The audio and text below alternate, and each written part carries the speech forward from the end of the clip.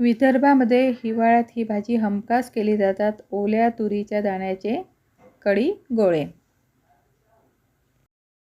आणि अतिशय टेस्टी होतात आणि त्याला वेळ तर लागतच नाही, पण खूप झटपट होणारी अशी ही भाजी आहे. चला पटकन व्हिडिओला आता आपण इथे सुरुवात करू. थोड्याशा पॅनमध्ये आपल्याला बिलकुल थोडं तेल टाकायचं आहे आणि त्यामध्ये तुरीचे दाणे टाकायचे. इथे मी 1 वाटी तुरीचे दाणे घेतले आहे, तुम्ही जास्त घेऊ शकता. आणि 2-3 लसणाच्या पाकळ्या घ्यायच्या आणि अद्रकचे तुकडा घ्यायचा आणि 1 चमचा आपल्याला जिरं घ्यायचं आहे. सगळं आपल्याला छान असं मंद आचेवर थोडंसं भाजून घ्यायचं आहे.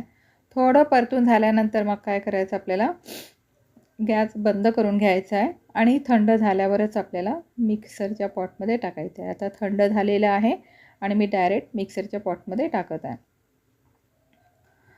आणि आपल्याला बारीक करून घ्यायचं आहे. त्यामध्ये पाणी टाकायचं नाही, तसंच आपल्याला बारीक करून घ्यायचं आहे. जर तुम्ही पाण्याचा वापर कराल तर ते अजून पातळ होईल.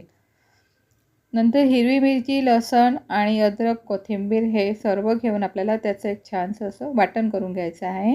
थोडं पाण्याचा वापर करायचा आणि वाटण करायचं आपल्याला.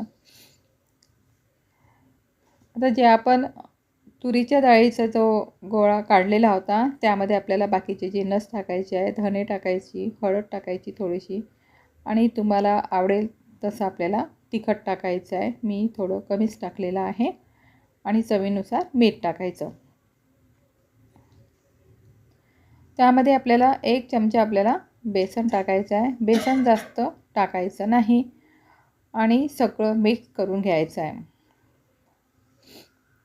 थोडंसं तेल टाकायचं आणि तेल टाकल्यानंतर आपल्याला त्याचे गोळे करून घ्यायचे आहे. सगळं मिश्रण आता छानपैकी मिक्स करून घेतलेलं आहे आणि आपल्याला छोटे छोटे गोळे करायचे आहे. आता गोळे आपले पूर्ण रेडी झालेले आहे. आता इथे दही घ्यायचं आपल्याला. दह्यामध्ये थोडंसं बेसन टाकायचं आणि ते आपल्याला घोटून घ्यायचं आहे. आता इथे मी दह्याची कढी करून दाखवणार आहे. कढईमध्ये आपल्याला तेल टाकायचं आहे. तेल गरम होऊ द्यायचं. तेल गरम झालं की त्यामध्ये थोडी आपल्या मोहरी टाकायची आणि मोहरी झाली की लगेच त्यामध्ये आपल्याला जिरं टाकायचं आहे, कढीपत्त्याची पानं आणि थोडासा हिंग टाकायचा. मस्त आपल्याला परतून घ्यायचं आहे आणि आपलं वाटण टाकायचं. जे आता आपण वाटण केलं होतं वाटण टाकायचं. थोडीशी हळद टाकायची आपल्याला आणि थोडंसं किंचित तिखट टाकायचं. तेलावर छान परतून झालेलं आहे आणि नंतर आपलं काय करायचं, त्यामध्ये घोटलेलं दही आपल्याला टाकायचं आहे. एका चमच्याने हलवायचं आणि दुसऱ्या चमच्याने आपल्याला सोडायचं आहे. त्यामध्ये आपल्याला परत थोडंसं पाणी टाकायचं आहे. खूप पातळ करू नका आणि कढीला आपल्याला उकळी येऊ द्यायची आहे. आता थोडंसं पाणी टाकलेलं आहे आणि चवीनुसार आपल्याला त्यामध्ये मीठ टाकायचं आहे. नंतर गोळे आपल्याला सोडून द्यायचे आहे. गोळे टाकल्यानंतर लगेच आपल्याला चमच्याने हलवायचं नाही. 1 मिनिट आपल्याला तसंच राहू द्यायचं आणि नंतर तुम्ही परतू शकता.